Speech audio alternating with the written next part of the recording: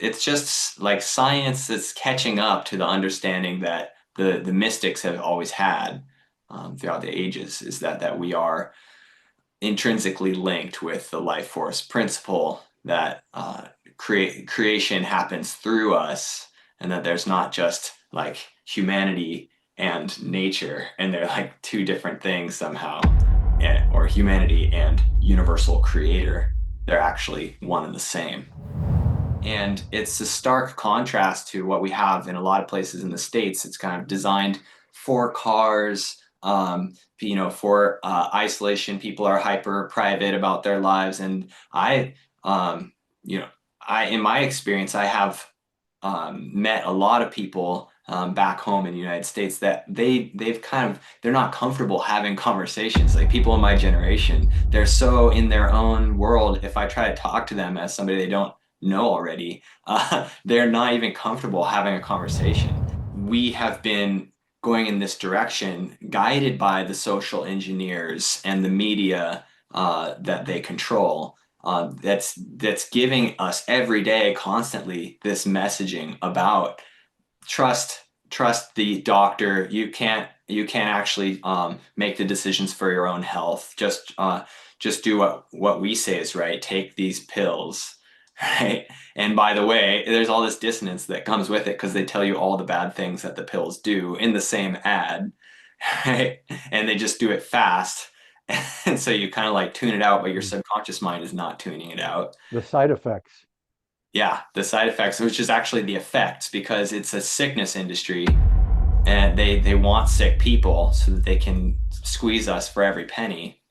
And what Steven says is like they asked the shamans how they knew certain plants had certain medicinal properties, and the answer is that the plants told them, because they're having a conversation. They're opening up channels of communication that we have been systematically closing down, and not realizing that they're available to us, uh, because we have this concept. It's a conceptual prison of the mind, the matrix that we put ourselves in, that we are just a citizen that lives in an apartment and goes to a 9 to 5 job, and nature is somewhere else, not where I am. I would like to see a world where local town councils are the pinnacle of power for themselves, for the people in their community. And it doesn't extend beyond that.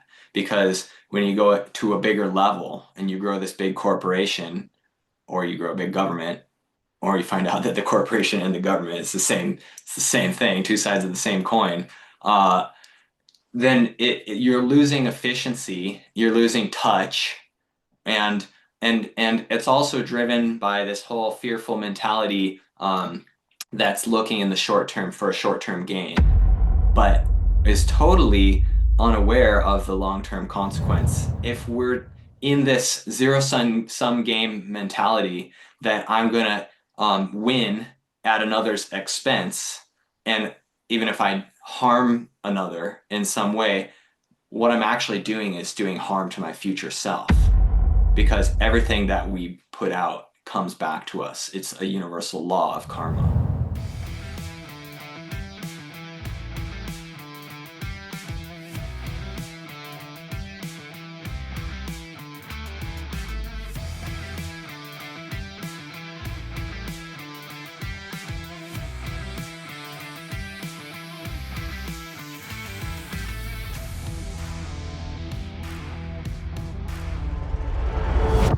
All right, folks. Sifu Slim here with another interesting and engaging conversation. So make sure you give us a thumbs up. We hope you enjoy this podcast, and we want you to be sustainable. That's one of the number one goals. So many people are talking about living in the now, in the present. What's in it for me now?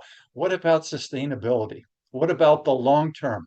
What about being a white haired man, as I am becoming right now at age 62, and being active and having the mind, body, and spirit working and engaging with young people like my guest today? So this is what I want you to take away from this conversation, is the idea of sustainability. Yes, there's performance, and yes, you can perform for a long duration. And that's what we can get out of sustainability. So I'm Sifu Slim, coming to you live today from the Loire Valley, Loire, as they say in French, Valley. Saw this beautiful the icon of the chateaus in France, Chenonceau, yesterday, and I'm excited. And they had a gigantic garden. Their garden was about three-quarters the size of a football field, and back in the 1600s, 1700s, it was much larger. But that's the garden I saw yesterday. Very impressive, all dialed in. Lots of people working on it, putting their TLC, as they say, into that garden to make the people who work there sustainable with the crops that they can provide. So over to my guest, Keegan Anatole, for his introduction of himself. Aloha, brother. Aloha, Sifu. Thanks for having me on here. So, by way of introduction, I can relate to the gardening. I've been on a quest for sustainable agriculture, or even going the next level of regeneration, and not just like sustaining a certain level, but actually increasing the level of biodiversity, of abundance and richness in our lives. That's the permaculture um, methodology and intentionality.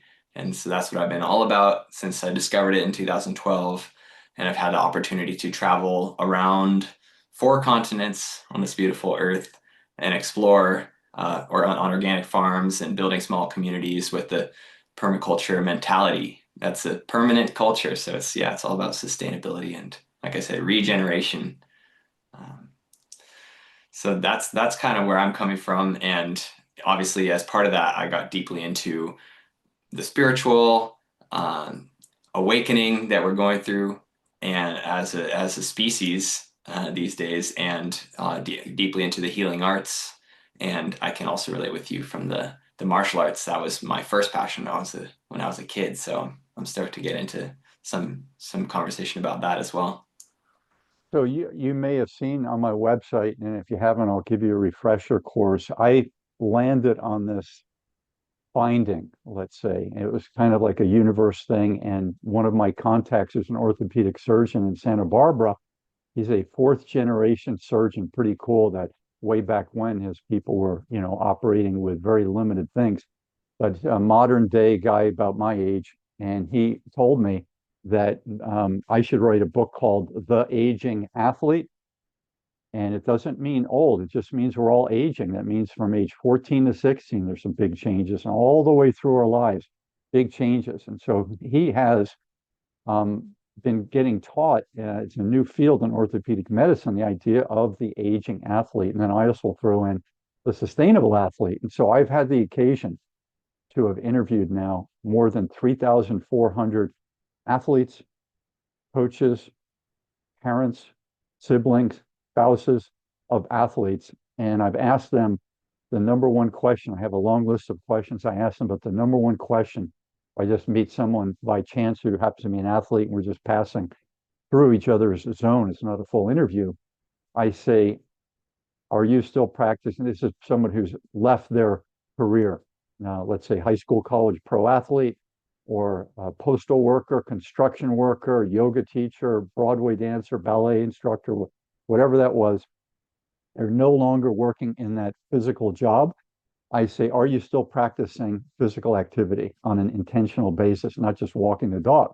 So they answer that. Then I say, are you still doing it daily? I call regular daily. I don't call 4 times a week regular, because why aren't you doing some movement the other days? It makes no sense to me why we're not doing some intentional movement every day. It can be as simple as walking up 4 flights of stairs at your work, walking down 4 flights of stairs at work. That's pretty simple. Doesn't take much time, right? So it's just that intentional idea. And so they answer that question. And I say, go through the group of the 10 people with whom you still stay in contact from the era where you were doing high school, college, pro sports, you're working at UPS, whatever. How many of those people you still stay in contact with are still doing intentional, regular physical activity? And take a guess, Keegan, what the answer is. 3 or 4, I am not sure. The answer is less than 10%. So out Oh, of those 3,400 people, times 10 of their contacts, which is over 30,000 people, that's a pretty good sized study for an anecdote from a single lone sole proprietor dude like moi, but I've been on this project since 2008. Only I'm up to 9 people now. 9 people have told me my core group of people are more than 10%, even 3 months out of that physical endeavor that they were on. So take a guess why that is. They got distracted. That's a very what would we call that, mindful way to and guru way to attest to weigh in on that subject. They got distracted. I haven't heard that one before, so I'm going to use that from now on. I'll footnote you, Keegan. Distracted into Um, sedentariness. yeah, they got that. One of the main reason, like the Family Feud, bing, top answer is that they were wired originally for performance, and then their coaches, the kudos from their fans, their significant others like boyfriends and girlfriends, their parents. It was all about the goals you scored today, the match you won in high school wrestling today, and the state finals today or next week. It's not this idea of recreation, joy and movement, fun with friends, neighborhood games, and just enjoyment, the joy of moving and the recreation and the wellness aspect. It was always about performance. Tell me your thoughts on that. Well, my parents are jocks. Like they met skiing and I grew up riding dirt bikes and doing skiing with my parents and doing rock climbing and all this. Uh, my mom's passion in life is to play volleyball. She's in her later 60s now. She's still doing it. Um, my dad's now had three hip replacements. Mm, What he said to me recently is, you should do something physical, because I have cousins who run triathlons. They're runners, but they also triathletes. And my dad, when he hears about their races, says to me, you should do something physical or athletic. And I told him, like, I'm athletic, I'm just not competitive.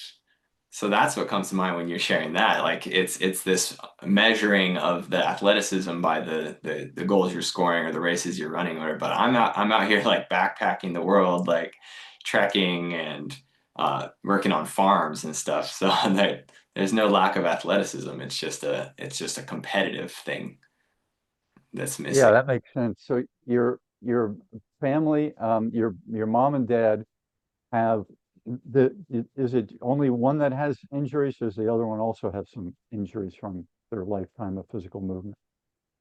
Well, they both have shoulder things, which is super common. Um, And then actually now my mom is actually looking at getting a hip replacement as well. Hmm.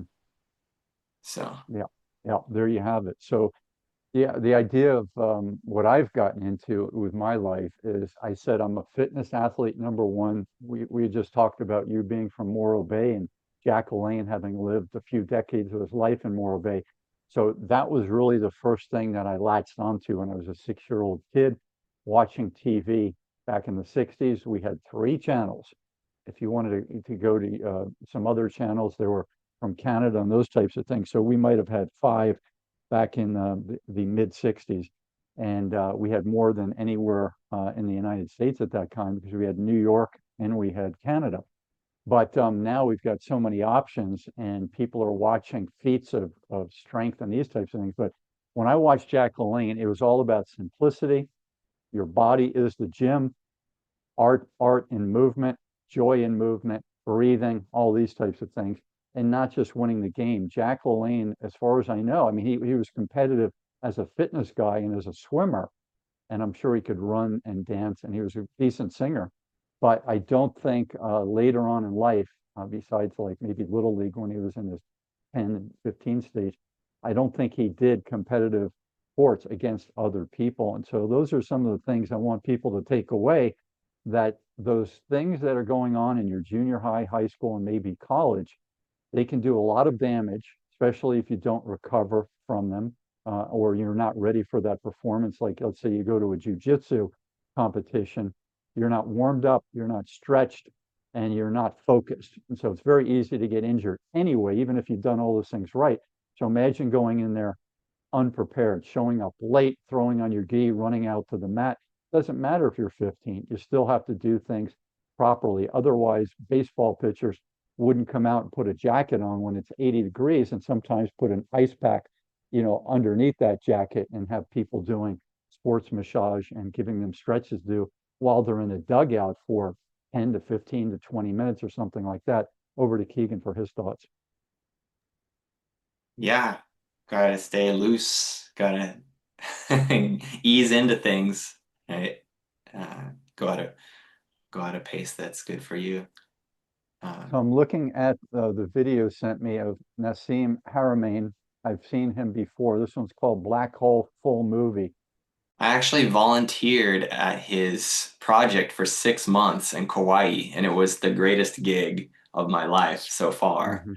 Hmm. Yeah, it was on the North Shore of the Garden Isle of Kauai, and we had 15 acres, and there was a river on one of the sides of it, and we were just close to the sea, to the ocean, and we had boards we could use and bicycles, fishing gear, and we had a permaculture paradise. Like had mandala gardens and mangosteen trees and like crazy running bamboo, and it was just absolutely amazing.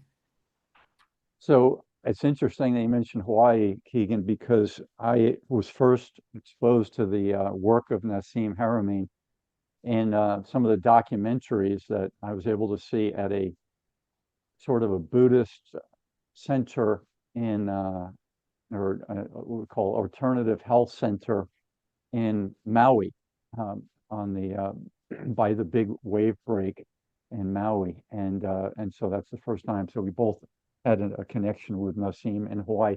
He lives on Hawaii, right? He lives in Hawaii somewhere It's close to my you. understanding that his project and him moved to Switzerland last year. Or Oh, okay. But he lived in Hawaii for some time, yeah, they had this great project on Kauai, and before that, they were on the Big Island. and he's got a background in physics. Is that correct? Or math? And physicality, like he's an extreme athlete. Like Ah, he was super into rock climbing for many years, and then when he moved to Hawaii, he got into surfing in a big way, and so he's an inspiration. so let's listen to Nassim Haramein. Some people call him Haramein, correct? Yeah, that's what I say. You say Haramein, okay. So let me play this video and see if you can hear it. Give me a thumbs up once we get going, see if you can hear this. We are in a relationship with the universe at all times, exchanging information on all scales. Has the time come when we can finally wake and acknowledge this powerful connection and even harmonize with it? I think we are standing at the brinks of this transition. One of the biggest transition a society can ever go through. A transition from a society that believes that there is limited amount of goods, that there is limited amount of space, and that wars for it, to a society that realizes that they are bathing in an infinite amount of energy available to them anywhere in the universe, and that energy is the source of all creation. A society that understands how this fluctuation of energy function, how it structures, how it produces our material world, and hooks into it, taps into it, and align its technology to it in a harmonious way to transform the way they think of energy and transportation and actually ascend from the surface of their planet. A society that has the capacity to move through their solar system in an easy way and to move through even the galaxy, or even from galactic structures to other galactic structures, or even from universes to other universes. Such a society does not think of the universe as limited. A society such as this one, I believe, is the opportunity that is being offered to us at this time. This is the ride we're on. And I invite you to be a full participant. Wow, very deep and moving. piece from Nassim over to Keegan for some of his thoughts on his experiences with this documentary and with Nassim. I discovered that hour and a half long YouTube in I think it was in 2014, which was just after I had this kind of a really got into my spiritual awakening and started doing daily meditation practice. And that was in 2012. And I discovered permaculture and went and took a permaculture design course. And then I was just looking around for the inspiration and following my curiosity and discovered Nassim.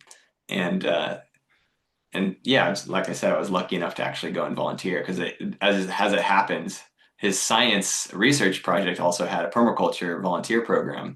Um, but I mean, it's just like science that's catching up to the understanding that the mystics have always had throughout the ages, is that we are intrinsically linked with the life force principle, that creation happens through us, and that there's not just like humanity and nature, and they're like two different things somehow, or humanity and universal creator. They're actually one and the same. When you think about the universe and all of the particles that people talk about, the smaller particles that we can't see, of course, and the particles that we could see once microscopes were invented.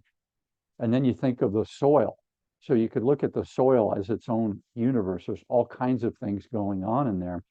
And if you know how they work and you understand a principle that I learned in organic gardening and farming a long time ago when I went on a tour in Santa Barbara, California, they said, we don't grow plants, we grow soil. And so the soil has to be right for a particular plant.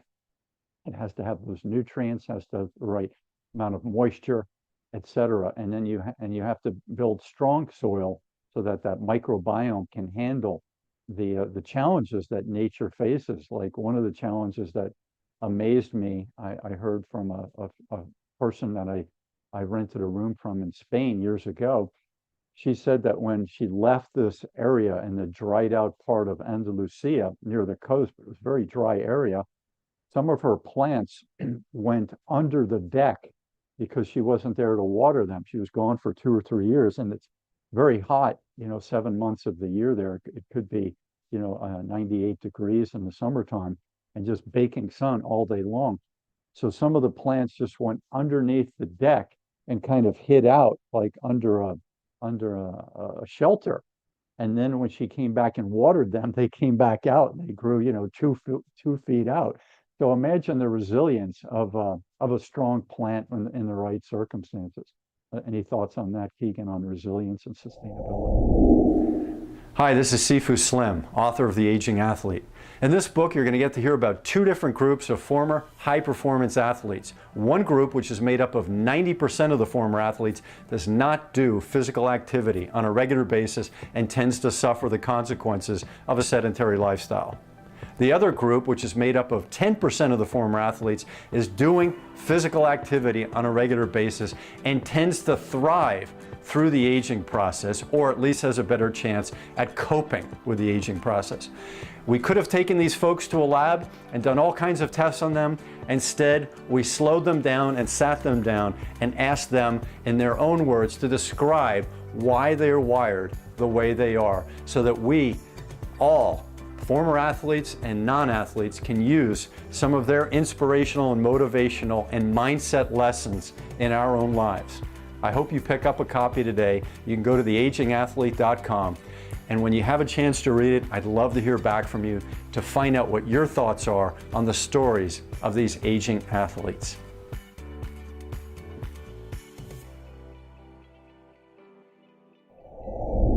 Yeah, they're amazing, and it's amazing how we're discovering how much they actually help each other and communicate. I learned just a couple of years ago that like on an average about like so a tree is making sugar from the sunlight through photosynthesis, right? But I learned that actually like on average 70% of that sugar that the tree is producing, it's actually excreting into the soil and feeding a community of microbes and fungi that live in the soil around the tree. And those fungi are helping there's fungi all throughout the surface of the earth in many, many places, and they're helping all the plants to communicate with each other as an organic sort of internet of the botanical community. And it's not just limited, to the soil either. We also have the biology connecting and communicating through fields of energy, and we operate the same way. It's my field of consciousness interacting with your individual field and with our collective field and with all the other collective fields of consciousness from the different species and the different plants and animals and minerals. So there's so much happening in the way of communication that we don't see, and it's helping us to an immense degree. And we're now our science is more starting to understand this at a higher level. So it's exciting and empowering to have this knowledge.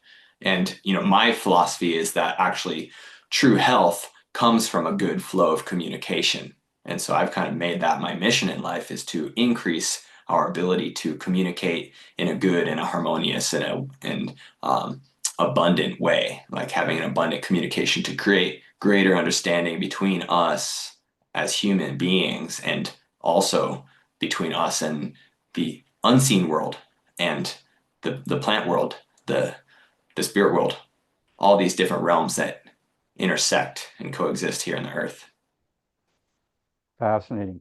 So right now I have put up the tour of this permaculture neighborhood with Costa Rica's Stephen Brooks. I've had the good fortune to have been to Costa Rica 3 times. First time was in 1992 when I was living in Sacramento and San Francisco. And it's really a life-changing experience. You could call 92 the old school times in Costa Rica. There was development for sure, but it wasn't anything close to what it was 5 years later. It really took off shortly after that. And the reasons I think are very simple. The 80s was the pinnacle of the service-oriented society. The people on their phones and their Rolodexes, and then in the late 80s, early 90s, with Apple computers and IBM computers and Dell, everyone had a computer, not a laptop in these days. You had a big computer at your desk and at your home, and we're just running around making deals, getting new clients, being of service to people, these types of things. All the doctors and dentists, they all got computers. Everything went from folders over time, over the next 10 years, to digital. And it got really quick. Things got really quick. And in 92, when I went to Costa Rica, the thing that I saw that was most life-changing for me is this idea of tribal people. I did meet some people who lived in the woods, and they worked with the tour guides to do some things, but then they went back to their hut type things and lived in the woods, very moist, 90-some% humidity areas where they lived in the tropical forest. And I saw the way they handled living in nature and the strength, because I was always a fitness guy, did a lot of sports, a lot of fitness, and a lot of therapeutic things like stretching and shiatsu, etc. Went to chiropractors and all these types of things. And I saw these people living out in the forest, and I saw their strength and their ability of climbing a tree by doing this type of thing, and their feet became their hands and their arms, going up and picking fruit for us and then bringing it back down. And they didn't say anything. They could speak Spanish, and I was just beginning in my Spanish journey, but they weren't speakers. They were smilers and providers. Here's the fruit. They can understand. We want another one. They go up and get it. And it was not this thing of closing the deal like I was learning in the 80s, not trying to get more clients. It was really from the heart, thinking, lot less talking, living out in the jungle. And before we hit this, maybe you want to comment on what I just said before I go to Stephen Brooks. Yesterday I had somebody ask me, "Hey, have you read the Bible?" I said, "Sure. Have you read the Tribal?" Because I think that spirituality, that spiritual connectedness, and that way of being that we come from in our tribal histories, which we all have, is it's a beautiful thing, and it's a source of um, positive values that we can remember. I think we should call this discussion today, "Have you read the Tribal?" Or Bible question mark, "Have you read the Tribal?" Interestingly, before we go to Stephen, hold on, Stephen, we'll get to you one second. I do know people who are very into the Bible who refute that there were any hunter-gatherers. And I don't argue with them about this. I just say, like a Monty Python voice, I say, What about the bones? What about the bones that we find and the skulls? What about those?" And they don't say anything. So at least I got that much. All right, over to Stephen Brooks. Let's see what he has to say. Toward this permaculture neighborhood with Costa Rica, Stephen Brooks. I think the idea is, how can we merge beauty and aesthetics and food? So that's kind of what we've been doing here, as well as this community. La Ecovilla is, it's 44 lots. There's about 47 homes, families that live here. And we got people from like 25 countries. And we started a school that has 40 children in it. If we walk right now, we'll see the bus going around, scooping them all up. And yeah, I think, how can we merge where we live with what we eat? It's like, okay, we have our home and it's landscaped with our pretty little landscape plants, or we have a garden and it's separate. Like, I think, in permaculture, we talk about edge. Like, how can we lessen this edge between where we live and what we eat? Like, we live in these like cookie cutter neighborhoods, and then our food comes from farms far away. It's like, it doesn't need to be that way. It's like, things are the way they are, but they don't actually need to be that way. Like, we could dissolve these differences. I certainly agree with that. Keegan, what are your thoughts? Yeah, Steven's definitely a bit a hero of mine. He was my first permaculture teacher.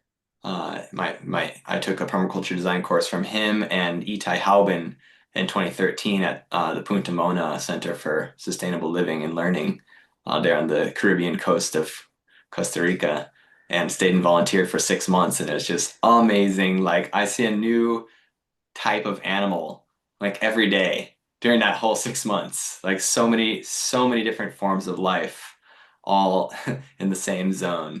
That was just unbelievable. And Stephen is a collector of exotic species of fruit trees and medicinal plants. And so that Punta Mona garden, which was our little village, is sort of like a retreat center. And it was formerly a village, and a lot of people moved because the road doesn't reach there.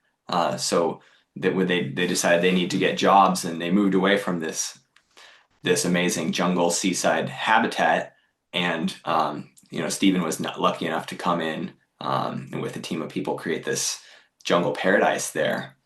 And it was really a beautiful living experience of how we can provide for ourselves right where we are, and connect with the environment that much more intentionally. And I was able to see how much what was going on the farm, what was going on for the creator and designer, Stephen, of that farm, and how they totally were reflecting in each other. And that was beautiful to see that relationship. Yeah, and if you have a home or an apartment building that has a way to handle gray water, has another way to handle rainwater, has a rooftop garden, I always say that there should be a building code law to allow to mandate that people who have a certain size apartment building build a pool up there, maybe a kids pool, so the parent moms and dads can take their kids, babysitters, into this little pool safely. Big pool so we can swim laps and maybe play water volleyball or something in there. And then a jacuzzi so we can get some therapy. And then we can have conversations involved with all three of those. So Water's not expensive if you're maintaining it there, right? You're just going to refill it when it evaporates over the course of a few weeks. You may add a little bit, and if you figure out a way to heat that with some solar, you can heat that with a low cost. So if you're in New York City or something like that, you can heat that low cost, and you have a cover over it. But this idea that you go from work where you're putting on a face, your professional face to get through the day. You can say some funny things, some silly things, but you can't live in that lighthearted thing for most people all day long. And then you get on the transportation or walk, and then you get home and you're in your apartment, let's say, or your condominium, and then you're sort of cooped up. And nobody nowadays comes by and asks you, in most cases, unless they're really close to you, or whatever they need, some milk, some sugar, vegetables, beans, whatever they need, that they don't feel like going out at 8 o'clock at night to the store to finish their dinner off. Back in the old days, when people lived more communally in neighborhoods, it was very common to do such things. So I think that if you put the pools, maybe even a yoga area up top, and you had the air conditioning units and heating units, put in their side, but you have this big building, so you've got a way to do the recreation, the physicality, and the communal discussions, and maybe some barbecues up there. I think that should be mandated, because this idea of living separately, being lonely, being non-physical, being sedentary, not seeing the sky is not a healthful way to live. Over to you, Keegan. I think that's a beautiful vision. I do have a little bit of a different view as far as mandating it, because I think well, like doing what you're doing and creating education is really a better way to go. And the people who are building such complexes in, apartment buildings or whatever, I think that they should make those decisions on their own, but the education should be available, that they should see. Like, one thing that Stephen Brooks constantly says when he's teaching people about permaculture is, actually, he has everybody say duh. He says, like, let's think about how we design things. Like, in permaculture, is you're looking for this obvious, like, duh moment that's like, of course we should do it that way. It just makes so much sense, because we're providing for a need in a way that actually fits in the flow of our lives, and actually is synergizing with the needs of the other beings that we're sharing the environment with. And that's the whole goal of the design there. So I think big yes to that.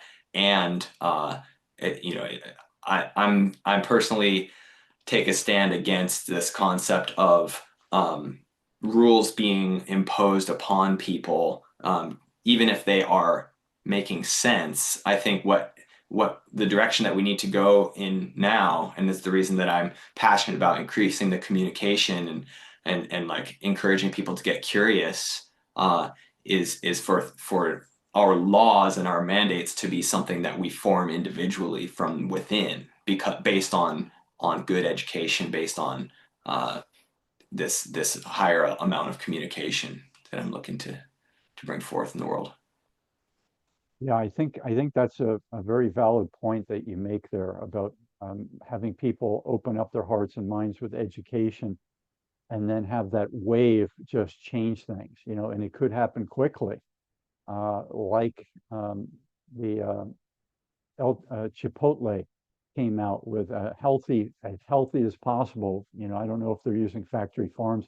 I can't remember. They've gone through a few iterations, but they came out with this fast food type of a thing, but you get to pick what you want on it. It's not like a Burger King or McDonald's. You get to pick what you want to put on it, and they can control the source to a certain degree of what they can provide in your burrito at the Chipotle, or in your open bowl of food. And then you can get it at a reasonable price. It's not as cheap as McDonald's for the amount of calories, but for the amount of nutrition, I'm sure it's a lot cheaper. So those are things that I would agree with. The reason I say mandate is that I think if there are mandates on the amount of fire sprinkler heads that you have to have per square foot in a building, that's a safety thing, right? You're helping the people who live there.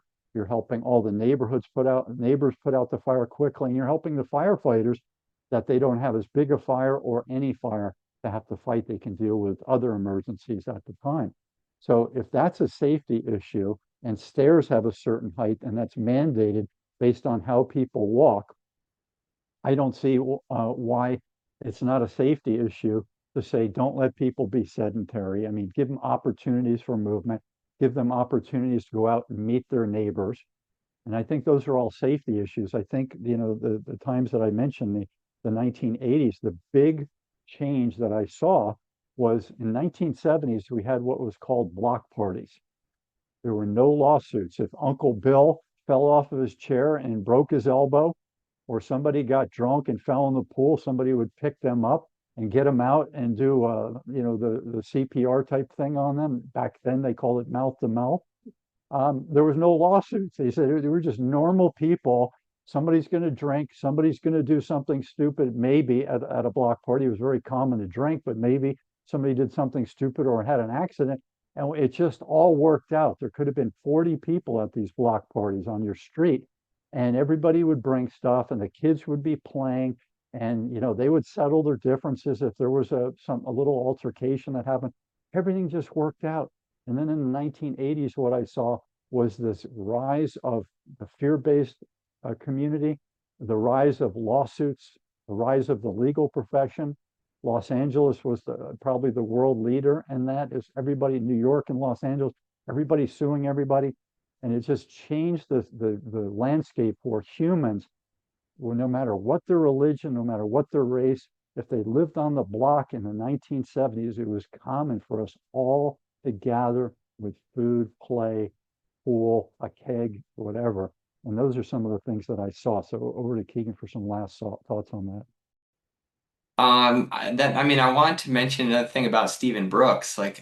He tells this story about how he went to have a semester abroad when he was going to university, and he went to Spain, and he noticed how different the design was of the apartments, and how they had the courtyard, and the city itself was better designed for pedestrians to go around. And even within the apartment complex, they had the stores there on the ground floor.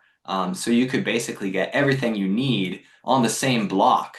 And it was more conducive to socialization. Everyone's talking to each other, they know each other's names.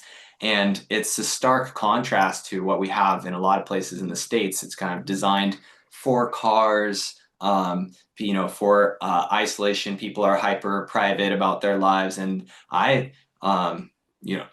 in my experience, I have met a lot of people back home in the United States that they're not comfortable having conversations. Like people in my generation, they're so in their own world. If I try to talk to them as somebody they don't know already, they're not even comfortable having a conversation. And so I find that difficult. I did move over to Europe. I've been here since summer of last year. So,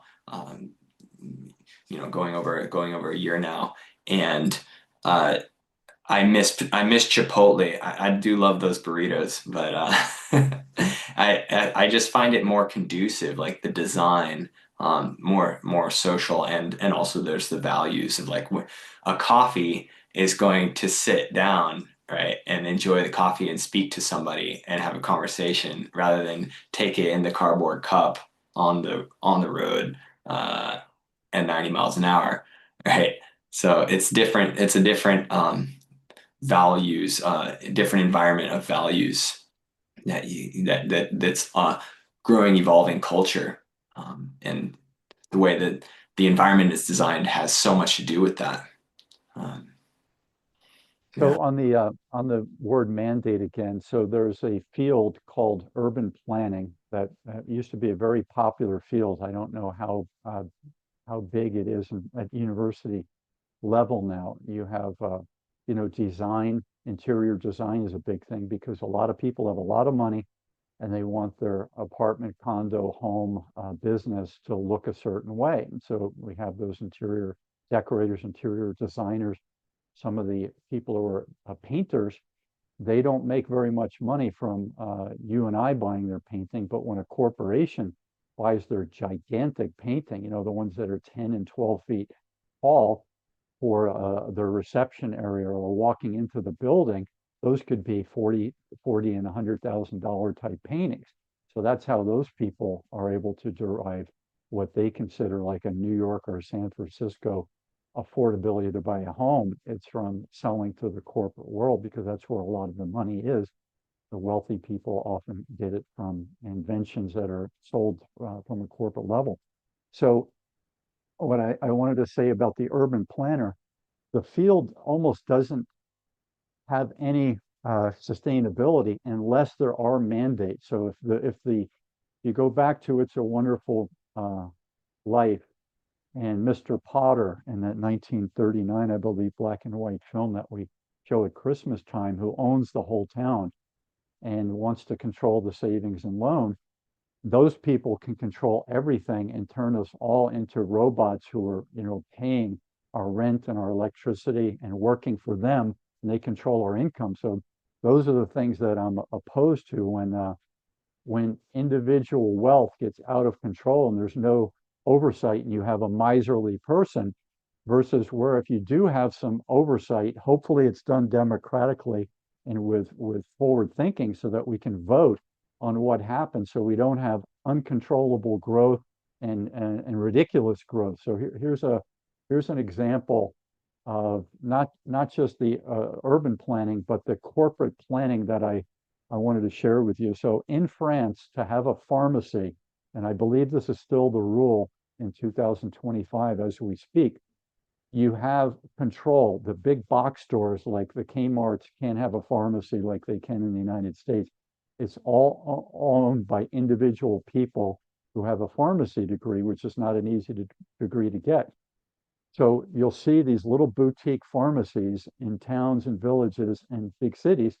In a big city, of course, you may see it on every block or maybe even two on a block, but it's an individual pharmacy owned by an individual person. I don't believe they're big franchises and big corporations. So they've been able to sustain that. And when you go in for a common cold in France, the pharmacy person knows that, let's say you and I are brothers. They know that I've had that cold, and now mom's bringing Keegan in at age 12 to, hey, do you have anything? Yeah, well, you have the same thing that your brother had. They don't even need at least historically, they didn't need a prescription from the doctor. The pharmacist could give you that thing and it would work. Saves a lot of time and money. I'm not saying it works in every case, but that's the history. Same thing in Cuba.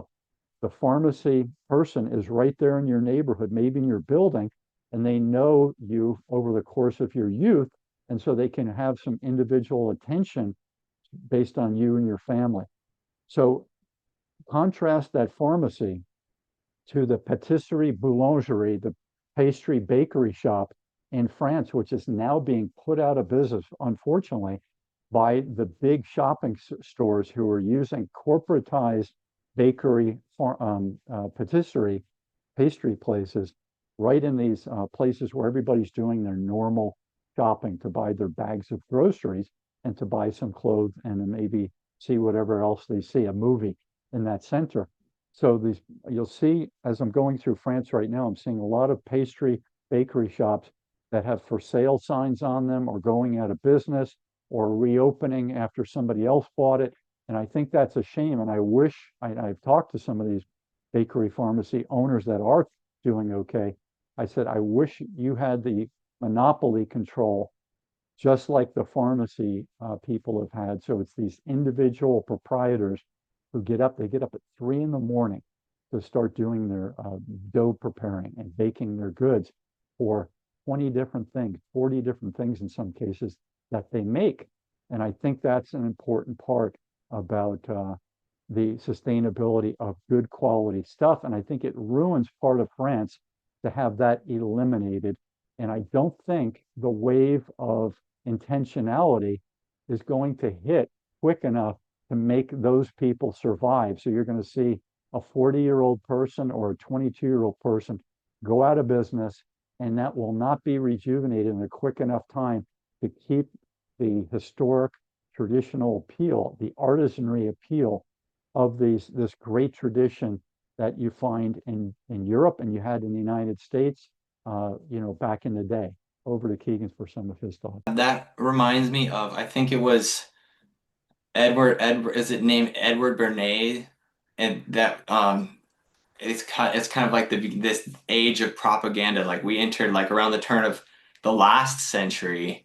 There's this rise of corporate capitalistic marketing, and the basically at the core of it is this concept that you can trust these scientists, like the pharmaceutical industry, right?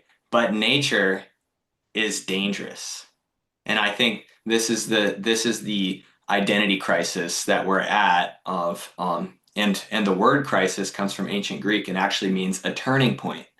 And this is something that I only recently learned because in my mind, always before, I thought of a crisis as like, oh, I don't know what to do. I don't know where I'm going to go. But actually what it means is that you're going through the struggle of moving on to the next realization. That's a turning point.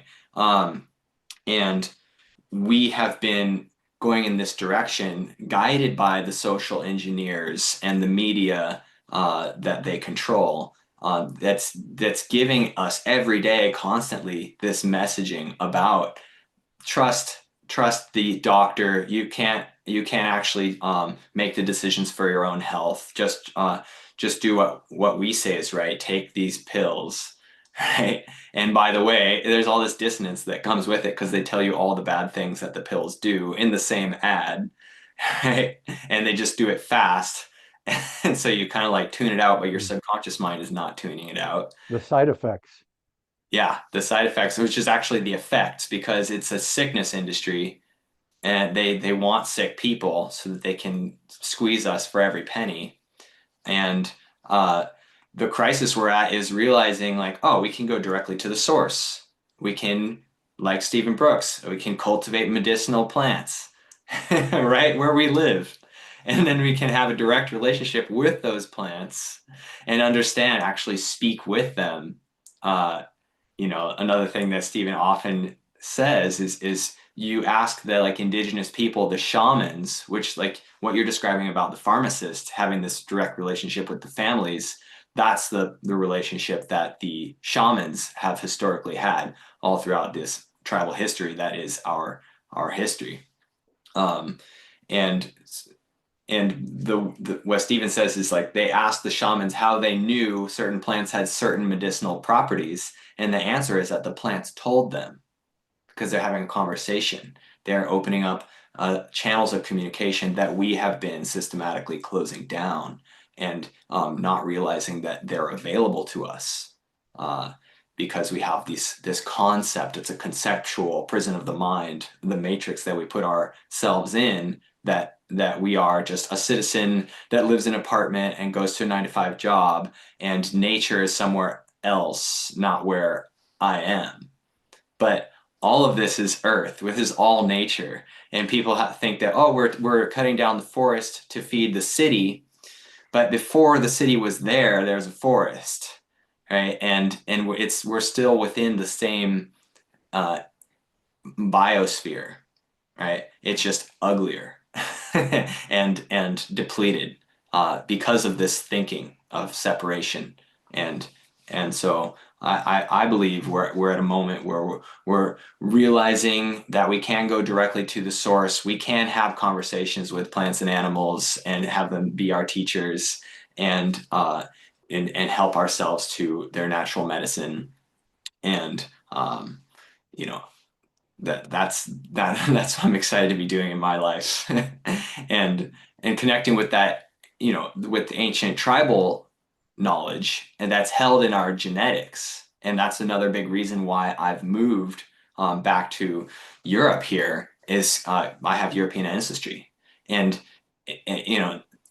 at some point in history, we don't, all of us come from a place-based culture. We all have ancestry at some point, people who had this connection. And they were the stewards and the guardians of a place and had an intimate relationship with it and served as a benefit to the environment and to themselves. And those are mutually they aren't mutually exclusive, right? It's something that's within us to remember. And so that's what my journey is, especially about right now. I'm in the Balkans. I'm here in Montenegro. I'm connecting with my Slavic roots. I have Russian and Polish ancestry. Um, and and so yeah, it, another revelation I recently had is like the word divine. Actually, it comes from die meaning two and vine meaning a vine that grows. Like our literal genetic biological um, lineage is sacred, uh, and spirit and matter, just like nature and humanity, are not two different things. Spirit is imbuing matter, and nature is imbued within humanity. Yeah, I think, we all have different roles, and you can see Sifu Slim. What is that all about? Well, I would say it's a master of living in the world that I developed into starting in the 60s and all the transitions I have to go through. So I live like a hunter-gatherer as much as possible with two laptops. And the reason I need two laptops is because one, I'm using both screens as we speak, so that's helpful. But the other thing is if one has a problem, what do? I go to my iPhone, this type of thing. So I travel the world with two laptops. I'm barefoot as much as possible. I'm flip-flopped when I can't go barefoot almost the entire year, except Colorado in the winter time where I get to play in the snow for a few weeks every winter, and that's quite an experience. But I think one of the roles that I have on this planet, since I have worked in the corporate world, I have been around people who had money. I've been around a lot of alpha people that are go, go, go, hard to slow down, always thinking about the next deal, always thinking about this new development and new concrete, new pavement, this type of thing. I think one of my uh, gifts that I was given is the ability to relate to the earth hunter-gatherer person and the tribal medicine person, and take that knowledge, that wisdom, that gift, that open-heartedness, and to bring that through me, someone who can talk the corporate game, who can talk stocks and bonds and real estate, who can talk about the history of the 20th century and World War II and all of these things, and say, hey, look, do you like going to France right now? Did you like going to France 20 years ago? Do you like going into a patisserie and a bakery? Do you like having a short 20-second conversation with the person when you go in there as part of your day, and showing your children this experience, and eating these things that are provided by someone who's sourcing this from the best sources that they can afford to get, and putting their heart and their soul into this product? Do you think we should sustain that for our future? Do you think we should all just go to a mall and buy the junk that's offered to us from that thing, often made by people far away who don't really like their jobs because they're on the conveyor belt getting whipped to produce more, faster, quicker, and not complain, and may have to come to work sick? All those horrible things about modernity. What do you think about all that? And my goal would be to slow that person down and open them up and have them feel, taste, touch, and realize how good in parts of the old school world were, the old parts of our European tradition. What was that all about? The experience of going to the bakery, and then going to the butcher, and then going to the plant store, and knowing those people in little 10 to 20-second increments, and sharing parts of your life with them and hearing their parts of their life, and not being in this professional Costco world where everything is the same and there's no flavor to it. Over to Keegan for his thoughts. Amen, seafood. Absolutely. I mean, and then on the organizational level, like I believe that nobody. Well, I think nobody really knows what's best for me better than I do, because nobody's inside my body besides me, right?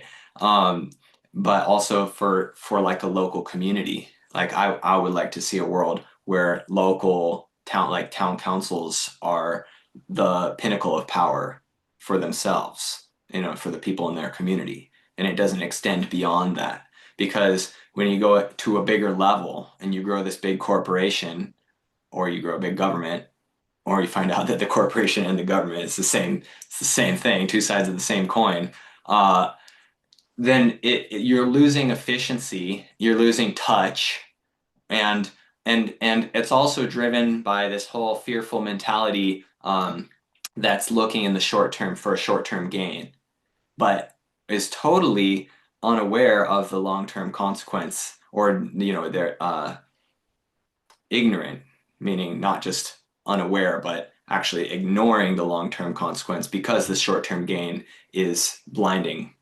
them.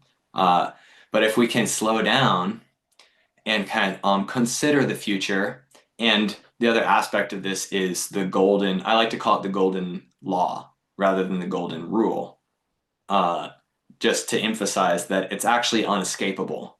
It's the same, like, do unto others as you would have do unto you. It's actually the same thing as you sow, so shall you reap. What goes around comes around. Yeah.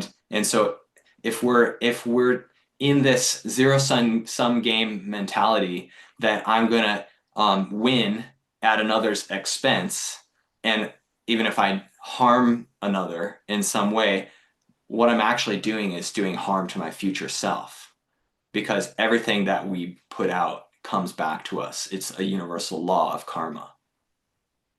And so before we take these actions for the exciting short-term game, to say I'm gonna win, and others will lose because of it, and that's just too bad. Let's think about what's going to be good for everyone, and what's going to be best for our future selves, right? It's enlightened self-interest is considering others' viewpoints and doing what's best for everybody. Yeah, the idea of planning for the future.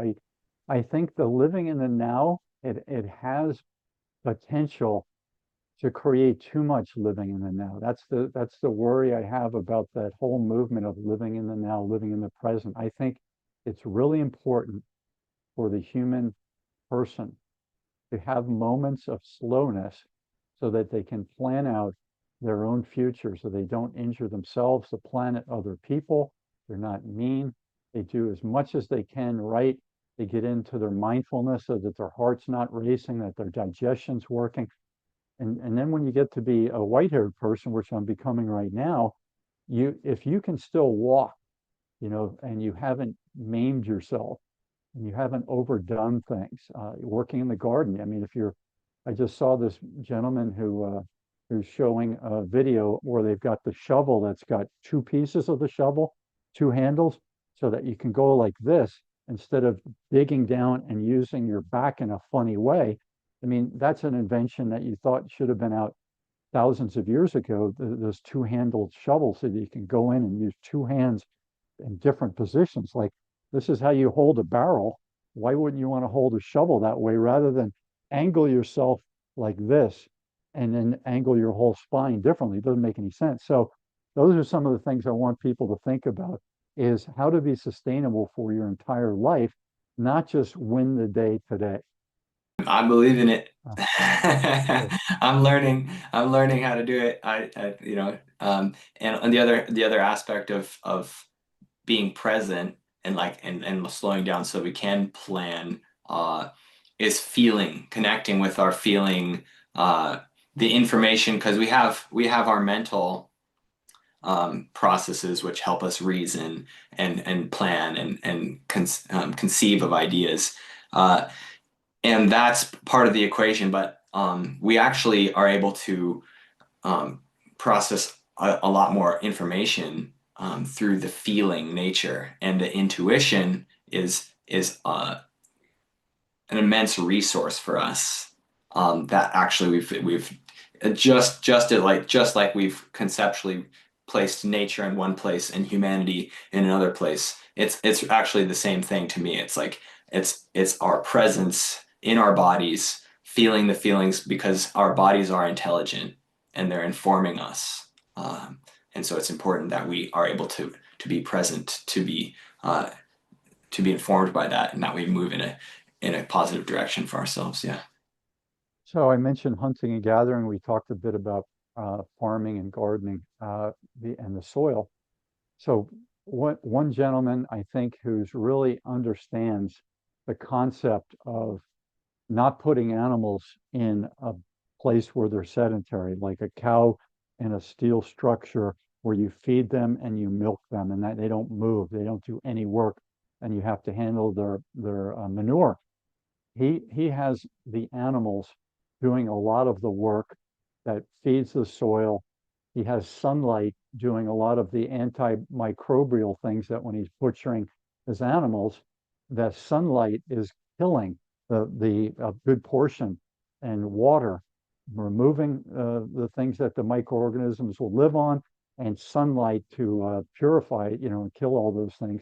And that's Joel Salatin, who's a farmer in Virginia, and he's mastered this concept, and it hasn't been easy because the powers that be have come after him. They don't want 100,000 more Joel Salatins out there changing the way that factory farming is done, and that's really something I would use my jujitsu on. I think it's a war between the evil people in that business and the good people like us.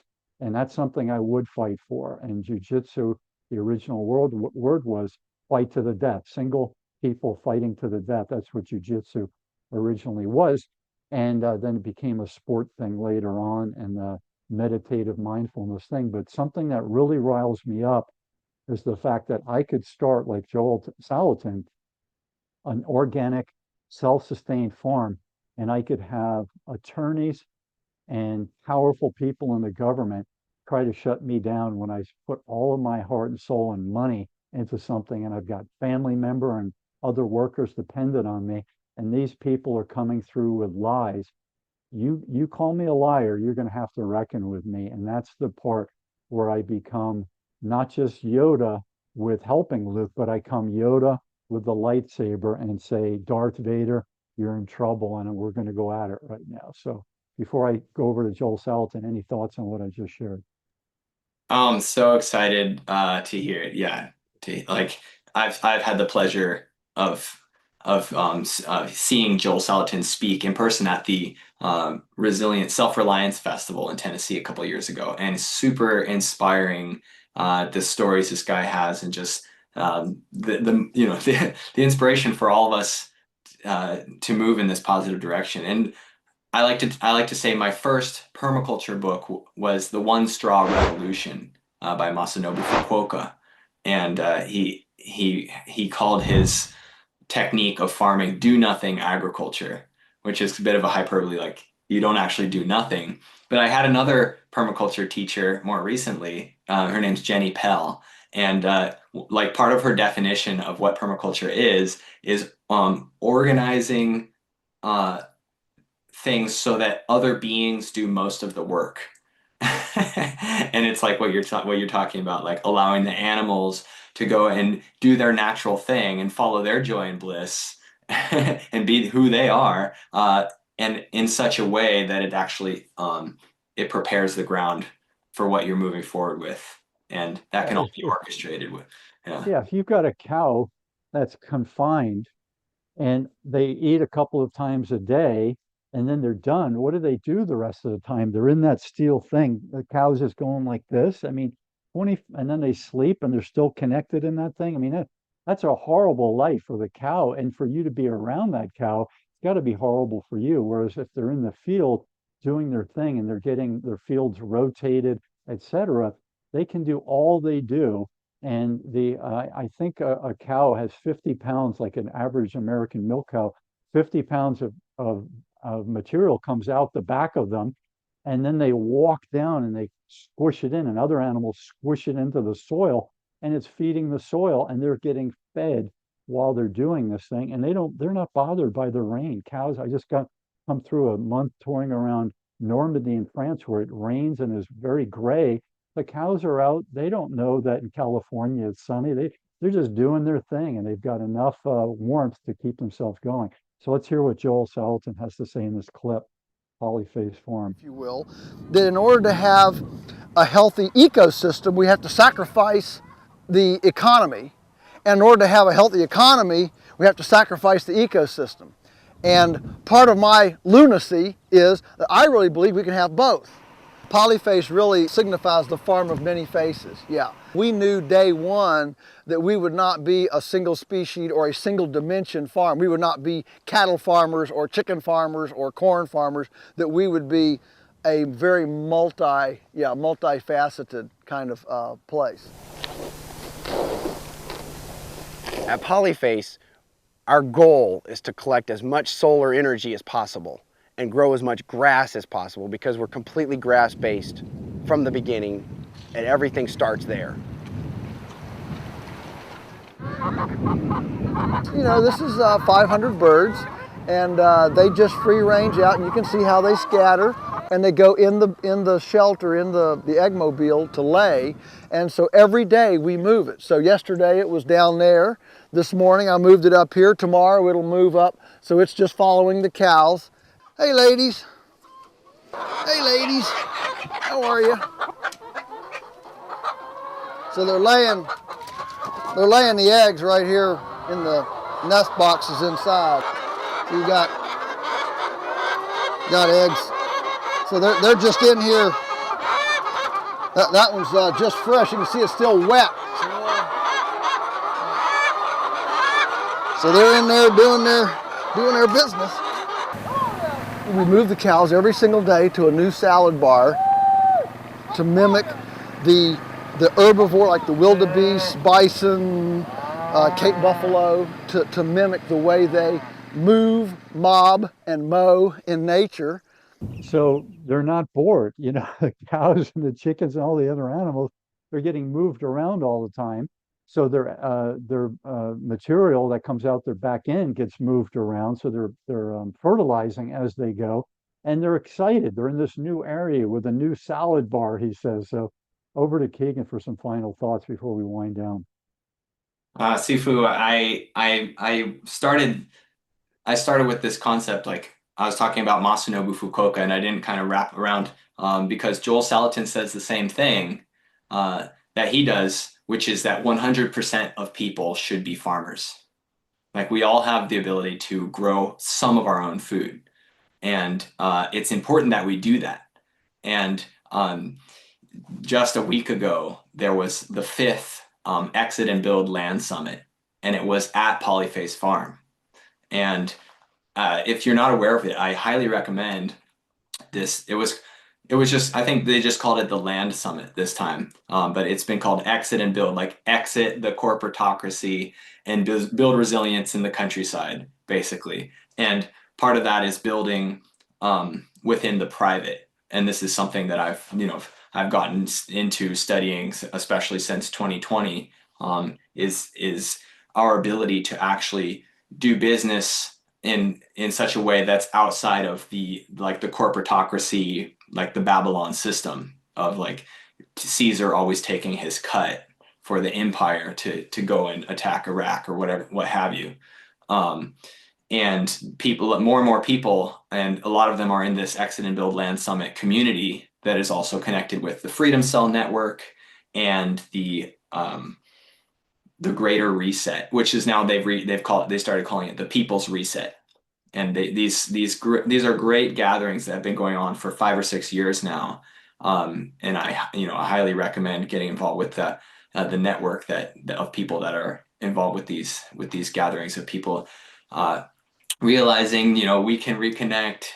We have these great inspirations, people like Joel Salatin to show us how. He's got his book about everyone can farm, and it comes back to the golden rule, like you're talking about this animal that's stuck in a paddock, and it's because of the actions that the farmer is taking to corral them and keep them that way. Well, the same thing is happening to us.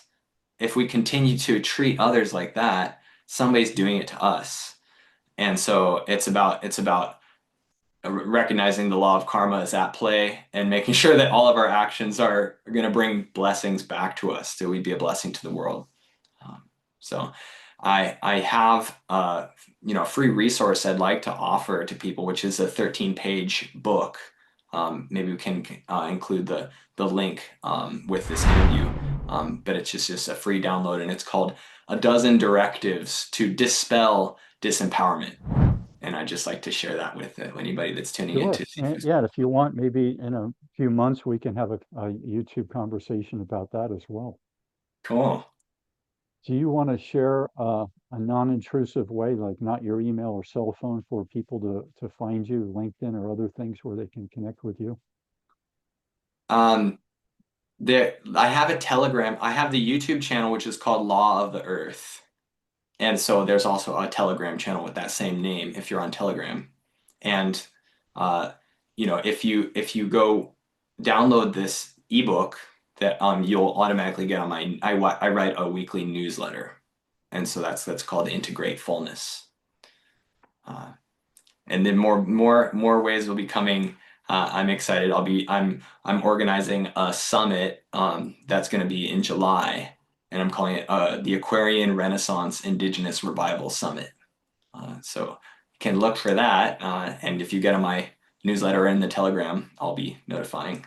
Yeah. Wonderful. Yeah, and if you need speakers at any of your future uh, webinars or online seminar type things, consider me for the many hats that I wear. And this idea of gardeners and farmers are athletes. And one of the things that I've often thought of, since they're doing a lot of bending over, a lot of digging, a lot of lifting, is there should be chin-up bars next to every garden, next to every barn, at two different heights. One I like that's about chest level, so you can do leaning over rows and other types of stretches. And then one that's as high as you can reach when you're on your tiptoes, so you can do full extension type stretches and exercises. And you almost never see that. If you do see it, it's this big thing where they put up things to dry on, plants to dry and other things that get wet to dry on. But you don't see you know, physical therapy type things and movement type things related to gardens and farms. And I think that's a mistake that it shouldn't continue on. If I can be the Johnny Appleseed of chin-up bars and lower bars for these gardener farmer type people, contractors, etc., I think that would be a good thing. So. Beautiful, Sifu. And what I want to ask you, like, because I heard recently that that it's very common for people to have shoulder pain, but there's an easy way that would fix that most of the time, and that's just to do a dead hang. It's amazing. It's amazing that the number one therapy. So I'm going to ask you this question before I get to your final answer. If somebody does a workout or works hard on the remodeling their home, a lot of lifting and moving stuff, or they're doing building a trail, or they're doing fitness or sprints or something, and they get stiff, which is normal. It's a part of the therapy way of we heal the muscle and we build the structures of the muscles and the bones and all the other tissue. What is the number one way to start the healing process on all of the on those types of problems of muscle stiffness and pain? Well, I want to say breathing, but also, yeah, after that would be stretching, I guess. Movement. So it's not just movement. So it's not just walking to get the mail. It's actual weight-bearing exercises. So if your thighs are inflamed from doing squats and sprints, that next day you should do some body weight squats, not until exhaustion or anything, but you want to put some weight on those areas, like your biceps burning. You want to go out and do some light holds, some isometric holds or some light curls. It tells your brain that I need you. This is what I think it's from. It tells your brain, uh-oh, Henry Sifu needs his bicep again, needs his thighs again. Brain, send all of your therapeutic things down there.